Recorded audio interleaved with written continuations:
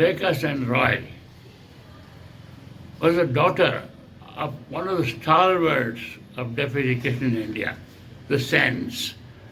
She was the daughter of A.C. Sen, who was the principal of a Lady Noyce school for the deaf, then a very famous school in New Delhi. She grew up there, and therefore I suppose developed a fondness for deaf children. When I first heard of her, she had an MA degree in something, and she had a certificate for teachers of the deaf. And she soon joined us as a lecturer in oral deaf teaching at the All India Institute of Speech and Hearing. That was a great pleasure. She, the demure, winsome young lady, she was very affectionate to everybody, and she was dedicated to education of the deaf. She won the hearts of many colleagues and all her students. Actually, I suppose I should say some of our students even fell in love with her. But anyway, she proved a very dedicated, serious teacher of the deaf and teacher of education of the deaf. Then, of course, she worked with us for 2 years. By that time, she had been married to Mr. Roy. She had just been married to Mr. Roy. After 2 years, she left us, went to Manchester to pursue a master's degree in education audiology. She didn't come back to AYJNIHH. She went back to Calcutta to stay with her husband, and there she started the SHIRC, Speech and Hearing Research Institute, in Calcutta, which was started at a small scale, but she had a rural branch also. But that institution has now grown into a full-fledged, excellent, very popular institution in Calcutta. It now has many, many rural centers, around 40, I suppose. And she has made a very good name in SHIRC. Actually, after I went back, I had serious contacts. Often I contacted her. I had my meetings and several meetings. And then when I went to Bombay as the director of the AYJNIHH National Institute for the Hearing Handicap, now called the AYJNIHH National Institute for Speech and Hearing Disorders, we had more contacts because I was involved in education of the deaf and she was working for the deaf. And so we had a number of serious contacts, and she came to our institute very often. Later on, after my stint in AYJNIHH and SHIRC, she succeeded me as the director of NIHH. And there she earned a very good name. What she did most importantly, in my mind, is that she gave a real upward push to the early education of the deaf, starting up preschools all over the country and encouraging earlier and real education, childhood education for the deaf. She has been a very dedicated young lady, and she has worked very hard, and she has made many, many friends.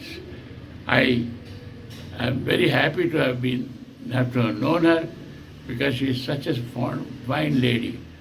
And then, of course, she started in Calcutta, we had a regional center, where she started a master's program in education of the deaf. And Shailaditya Rai, her son, was a student there, and he did very well also. I wish him great success and good luck in life. And it was a pleasure for me to have known Rekha.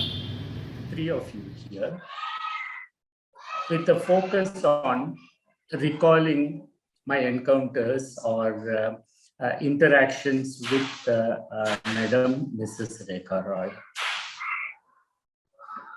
It has, to simply say, I am an admirer of Mrs. Rekha Roy, not because Shomu is here, but more so, the dedication and the persuasion that Madam had in realizing the target of getting people with hearing impairment, especially students with hearing loss, in inclusive education at that time, meaning in mainstreaming as well as in inclusion, was phenomenal. And Madam, probably I met her first. I heard of her in 75 when I was in college only. That she was a lecturer there, and then now she is in Kolkata. She runs her own center. This much I knew in 70s, early 70s. When I joined, Madam was not there at All India Institute of Speech and Hearing. Otherwise, she was a lecturer in audiology department. Then, of course, I knew Madam much better with NCED meetings, the National Convention on Educators of the Deaf. So that gave me some opportunities to interact. And I knew very well when Madam, I think when she joined the AYJNIHH Institute as director, and that was probably in the month of, I know interview was held in 1987 September. I can very well recall because I was on a tour under the US AID fellowship to US at that time. So I knew that the interview was slated during that phase.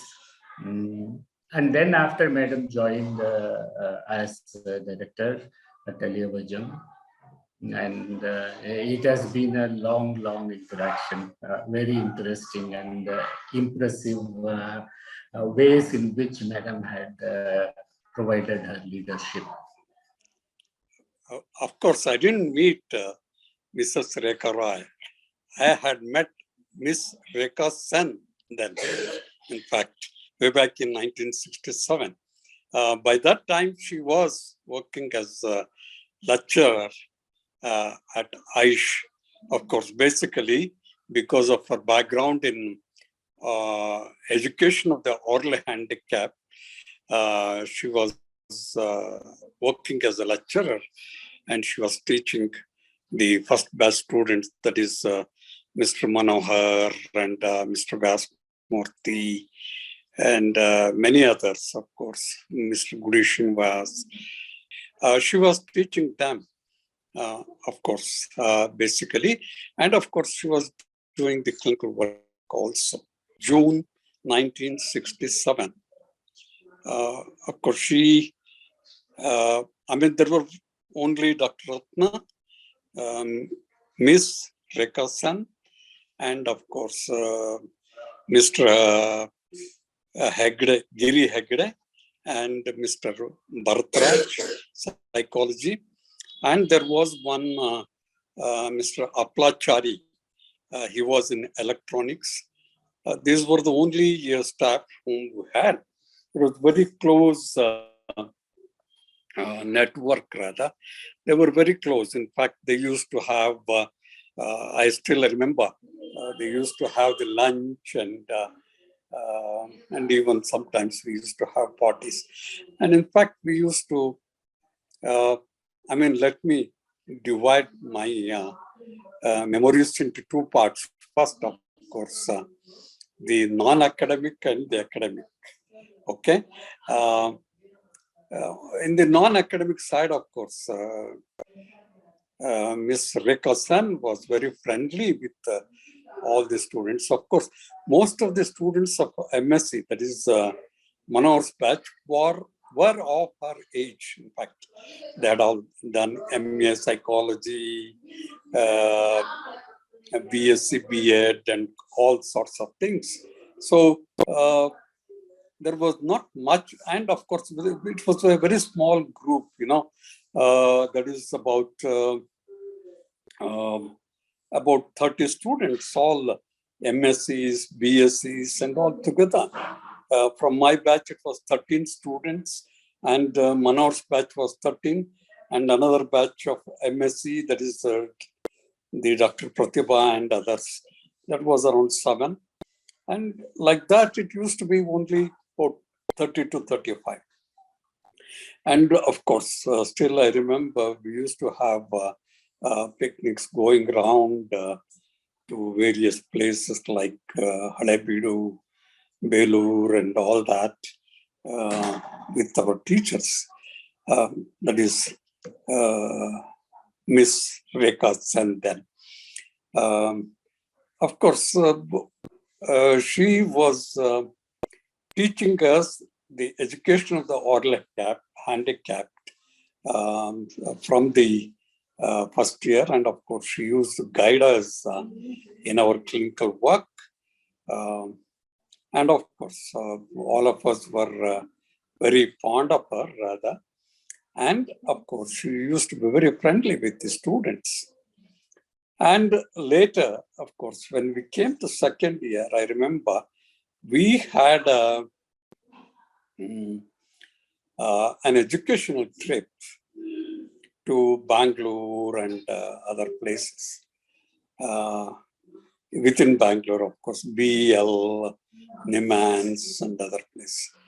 By that time, we were very familiar with our teacher, Miss Rekha Sen and Mr. Apla Charlu, that is physics, electronics person. They had accompanied us. At that time, we had that film, Padosan. And of course, Miss Rekha Sen then had also seen that film, and she was also familiar with it. And we were very, at least I was very good in imitating Mahmood. In that, there was a character that is played by Saira Banu, Bindu. And of course, I used to imitate Mahmood and say, I used to repeat his dialogues in the classrooms and outside also. I mean, Miss Rekha Sen had found it very interesting and funny, and she used to ask me to repeat it. So we used to have a lot of fun about it. I mean, in that way, she was very friendly, and she used to be very good with all of us. I don't remember having getting scolded by Miss Rekha Sen then, and then coming to the academics, of course, as I said, we used to have the education of the Orling cat, and she used to teach us about the hearing aids. And of course, still I remember the way in which she used to write the ROC, receiver operating curve, very, I mean, in one stroke, she would write that ROC, that figure, and she used to teach us about hearing aids. Of course, then, of course, we had only the body level hearing aids, and there was nothing else. And of course, she used to teach us about lip reading and speech reading, lip reading or speech reading, and basically about the education of the orally handicapped, because she had training in that. I mean, she had degree in that from Manchester University. And of course, as I said, she was very friendly, very fond of us, particularly a small group of us, myself, Mahananda, and of course, Basuraj, and of course, Bedkeri sometimes. We were very close to her, and we used to, and particularly when we used to go to picnic and all that, we used to, try to repeat those dialogues of Padosan and she used to ask us to repeat, and we used to do a lot of things. I remember those days. Then later, when we came to end of second year, she got married. And she got married and she came back. And then she became Mrs. Rekha Roy. Okay. Then, of course, she continued to teach us in the third year also. By that time, one Dr. Silverman from Central Institute of Deafness, and another person, of course, I don't remember, maybe from the same center, had visited AYJNIHH. That is way back in 1970 or beginning of 1970, 69 or 70. And Mrs. Rekha Roy and Mr.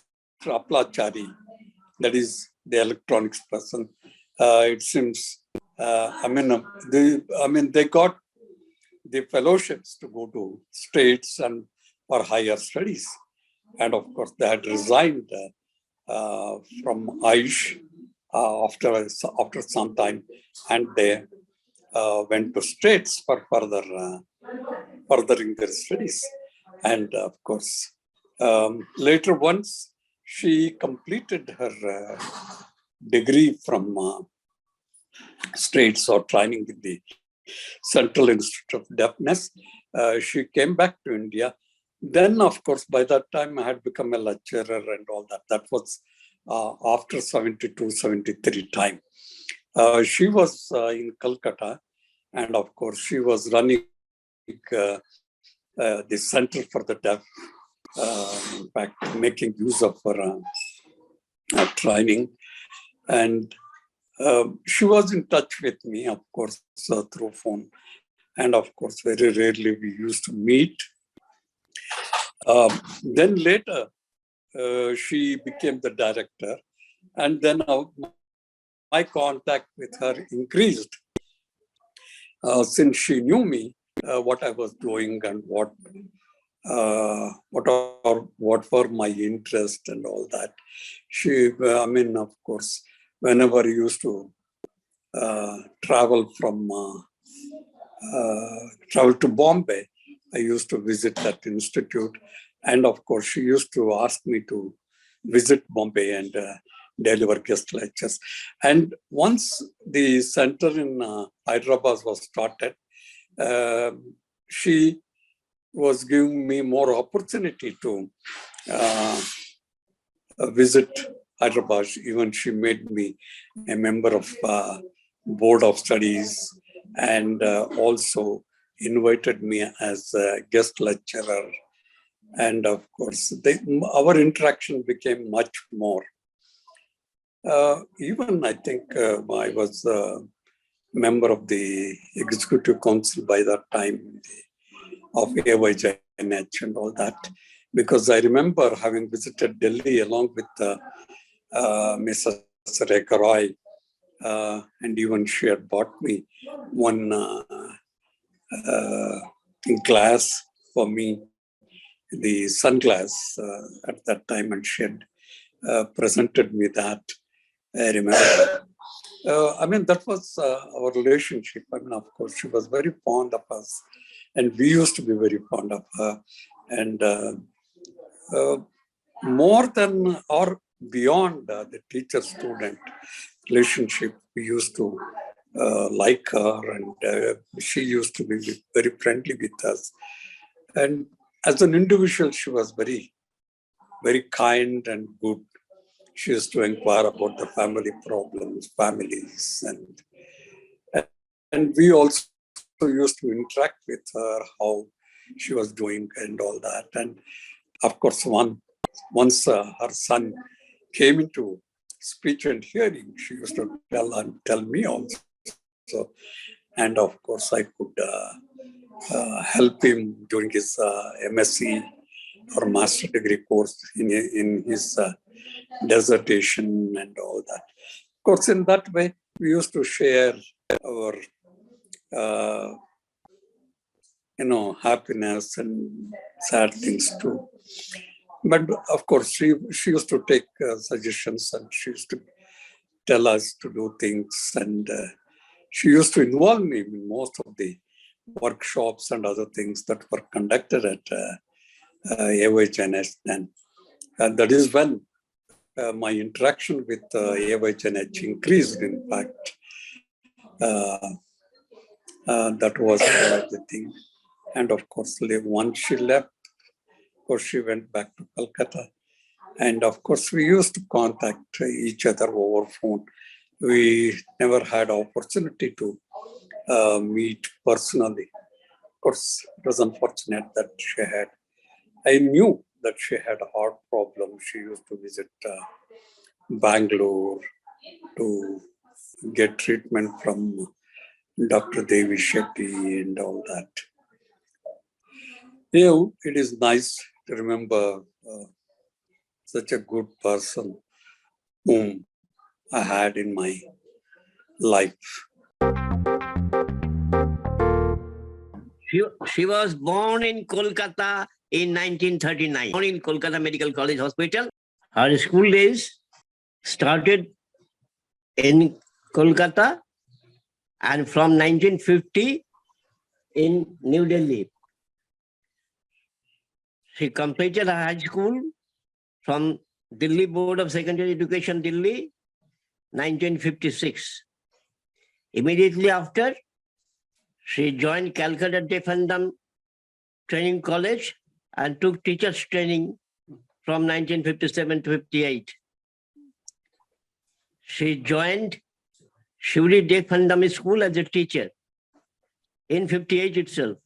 And from there, he came back to New Delhi and did her graduation from Delhi University in the year 1963 with psychology as a special paper.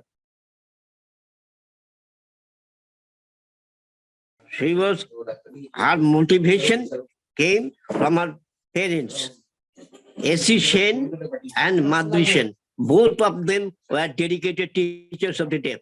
And A.C. Sen, in 1934, she went to Massachusetts to do her course.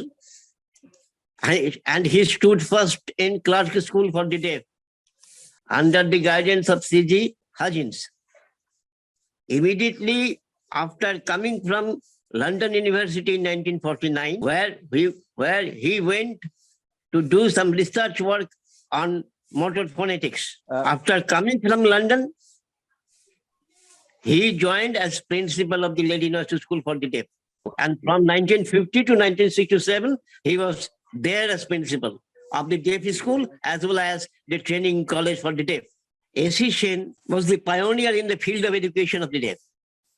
And he was responsible for the rehabilitation of the deaf in India.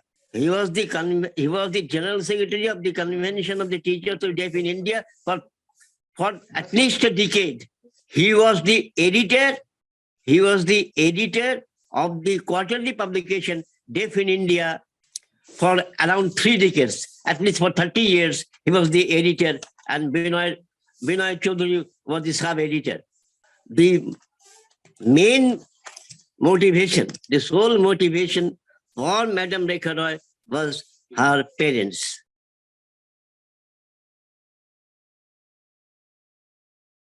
My mother, from a very young age, wanted to become, because she was a good swimmer. And yes, she was, her parents were very, at least my grandfather was very kind of socially orthodox, but very, very proactive about making sure that the children should get the best education in those days. And you can understand, he was just a government servant, and my grandmother was a headmistress at a school for the deaf, had to run by kind of like that, a very fledgling state of NGO that time, So anyhow, so her dreams of becoming a doctor kind of became stalled because she had developed rheumatic heart disease and she had to stop her swimming. That was one of her passion. So her parents kind of told her that, you can go into something that is less stressful. So she got into a Bachelor of Psychology after her education at Miranda House at Delhi. She got admitted to Delhi University, I believe, that time, the local university at that time. I don't think there was JNU at that time. And then she did her bachelor's and master's. And after that, she uh, uh, went to teachers training program for the hearing impaired at Suri Deaf School. She was very ambitious about her studies and very passionate. So despite her father saying that, I won't be able to support you financially at all, for any studies, so she got British Council scholarships and she went to pursue higher studies at the University of Manchester, taking training and education for the hearing impaired. I think it was called University Certificate for Teachers of the Deaf. And that was 1964 to 66. And then after coming back, she took up lectureship in deaf education and oral rehabilitation at the All India Institute of Speech and Hearing, Mysore.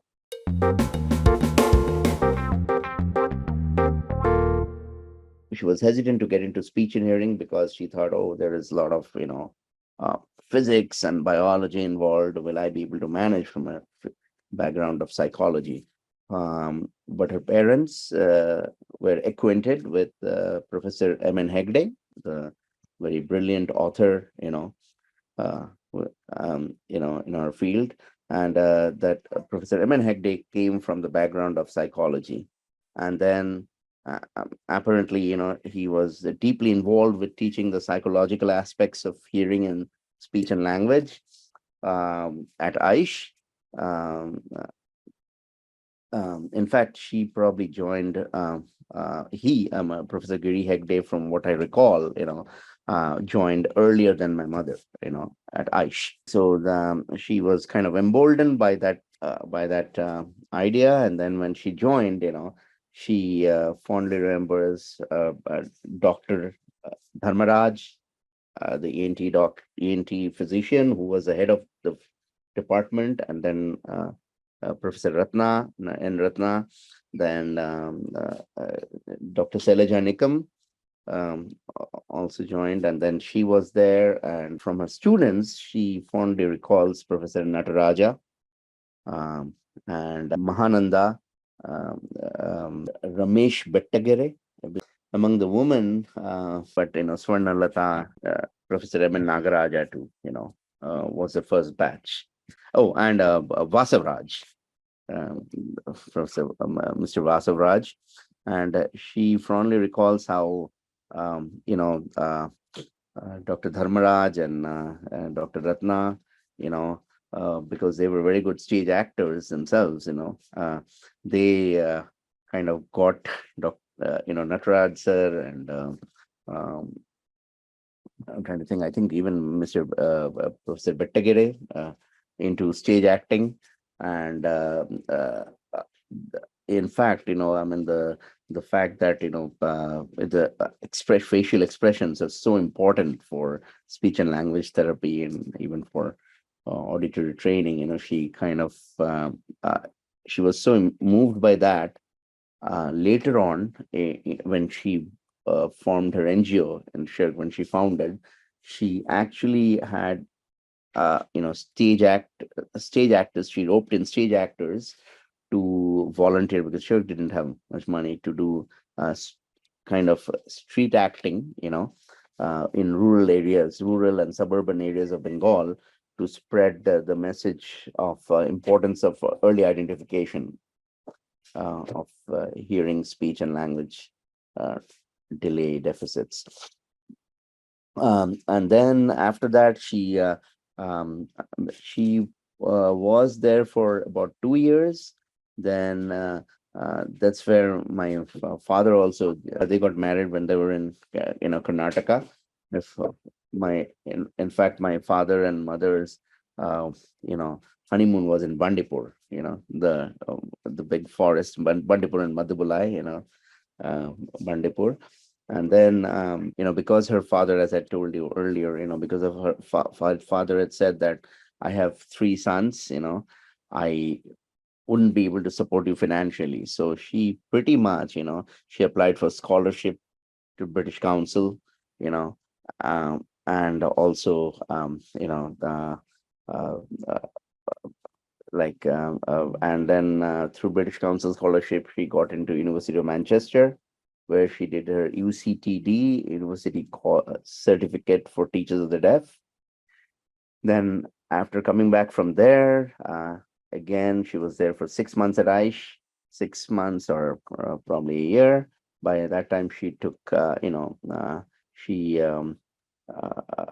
applied for Fulbright scholarship and for admission to Masters in Speech and Hearing, Masters of Science in Speech and Hearing at Washington University, St. Louis, which had, their special school was it was kind of the champion of oral along with Clark School in Western Massachusetts. There she she enjoyed it thoroughly, and she did her master's of speech and hearing. She got admitted into PhD program in rehabilitative audiology. I think it was a mixture of rehabilitative audiology and educational audiology, both overlapping area, because that was her area of real area of she was very passionate about that. So she was pursuing the PhD after completing her master's. After 2.5 years, I think, right after clearing the comprehensive exam, and she got it was unbelievable these days. She got a telegram from her own mother that that is my maternal grandmother, that your mother-in-law is bedridden and sick. There is so we would like you to come back and join your husband in taking care. And she left and came back. Yeah, unbelievable. Those this is 1970, 73, approximately around that time. She came back.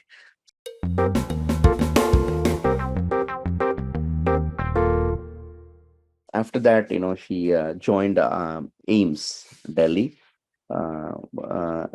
and there she could not pursue for a long time because she was afflicted with her rheumatic heart problem resurfaced again, and she moved to Calcutta.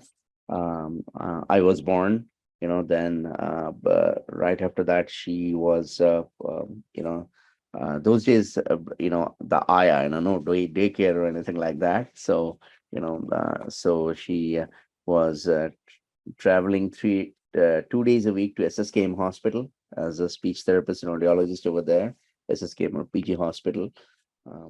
So I met the late Mrs. Rekha Roy when I started my residency in otolaryngology, head and neck surgery at the Postgraduate Institute of Medical Education and Research and SSKM Hospital in Calcutta in 1982. So at that time, she was the director of audiology and speech language pathologist in the department of AYJNIHH. That's the short name for our department, otolaryngology, head and neck surgery. So during our first meeting, I was really struck by her dedication, inquisitiveness, and commitment towards AYJNIHH. Since I was quite interested in speech and swallowing rehab as well, especially for head and neck cancer patient, I started to work very closely with her to accomplish that. After completion of residency, I started my Master of Surgery in AYJNIHH. And that time, Professor S.N. Mukherjee and Dr. Dulal Bose, they were my teacher and professor. And Mrs. Roy and I established, in collaboration, working with Professor S.N. Mukherjee and Dulal Bose, Mrs. Roy and I established a robust rehab program for deafness, dysphagia, dysarthria. So Mrs. Roy dedicated her life really at the local and national level to improve quality of life through prevention and rehabilitation of these important function of hearing, speech, and swallowing. Just to give you an example, our team led by Mrs. Roy dedicated to work with the thought leaders and policymaker at that time in Kolkata to prevent deafness due to exposure to loud sound. Just to give an example, use of fireworks to celebrate almost any festival is a common practice in Kolkata and throughout the state of West Bengal and India. The loud sound produced by this firework used to be one of the commonest cause of deafness in 70s and 80s in India. With her perseverance, Mrs. Roy was successful in introducing a legislation to reduce noise level produced by fireworks. This was quite a triumph. This just exemplifies her courage, confidence, and love for the society. After retirement from SSKM and IPGMER, she established a rehabilitation center in Kolkata called Speech and Hearing Institute and Research Center.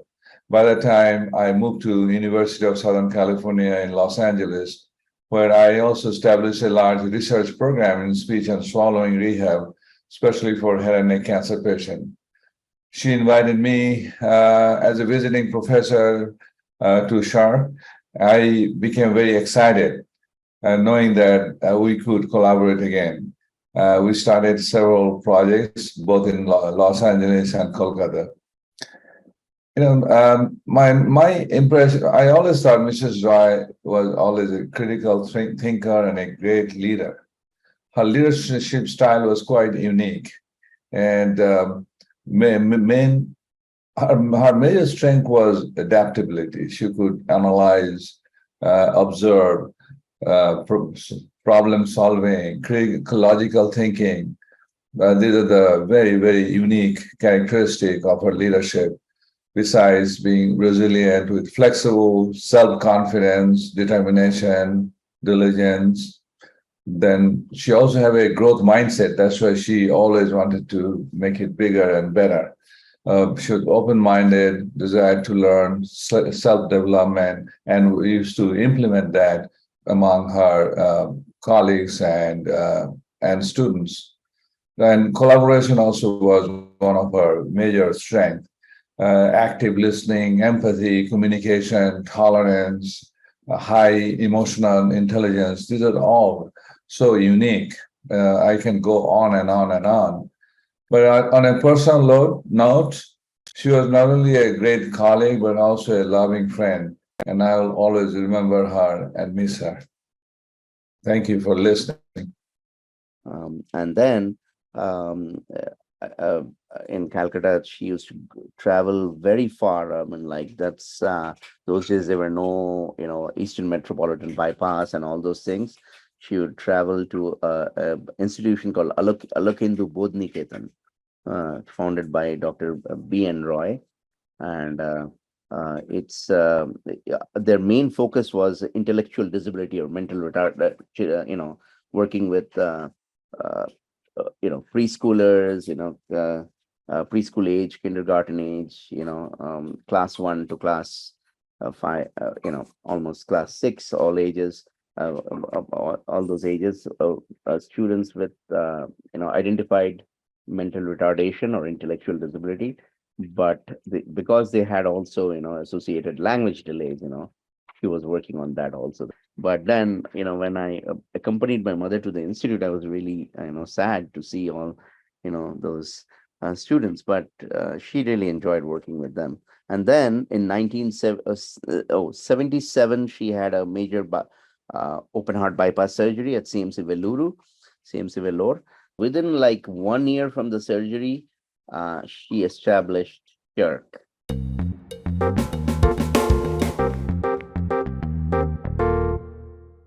And her parents were real inspirations behind founding that speech and hearing center, a speech hearing institute and research center, SHIRC. And I still recall we were living in a rented place at Ricci Road, and at that rented place, literally like one of the rooms was we had 3 rooms.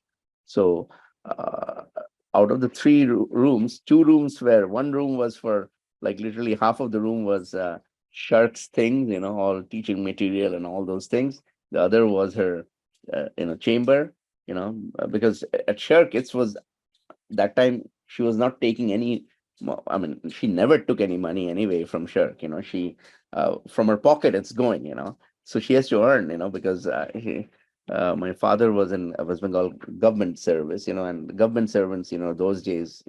So anyway, so I used to see like till night, like 9:30, her chamber going on, 9:30, 10 o'clock, the last patients. Daytime was, whenever she was not going to SSKM hospital, she was working, to establish SHIRC. She got all the volunteer teachers, that time running from one donor organization to the other. Luckily, she was joined by Father Deepak DeCoster, who was part of St. Lawrence School, and the Jesuits of St. Lawrence really got her connected with Mennonite Central Committee, Lutheran World Service. One day, suddenly I come back from school and see a huge egg-shaped, like I was very intrigued, because I have like, oh my goodness, is that a really like, and I think I even asked, like, is there a dinosaur egg or something? No. Then they said, no, this is the hearing anechoic chamber for performing hearing aid, analysis. And from that time itself, I'm seeing like, I'm in some junior, audiologist coming in, doing, she has got involved. She used to do herself, and then sound level meter, all purchased from Denmark, but funded by Lutheran World Service and Mennonite Central Committee. In 1983, she got an appointment, from, she got selected to be director of AYJNIHH, the first director. But then I was a very naughty child, so she went within, I think, within 3 or 4 weeks, she resigned and came back, because I was too small. But then, her regret was not, she did not regret it, because she became, stature-wise much lower, but she became principal of this Calcutta Deaf and Dumb School. It's still called that. She tried hard. It's a politically very, inflammatory word, but they still use it even now in 2022. October, they're still using that. If you go to the website, it's still, on the. Anyway, so she became director over there. Once she became director, she, along with that, she left, SSKM hospital, and I think she was, involved with SHIRC, helping SHIRC, and her principal's job. Then in 1987 or 88, she got selected as, by 88, I was in class 9, or class 8. So I was pretty, pretty anchored that way, where the naughtiness, reduced. So, anyway, so she became director of AYJNIHH.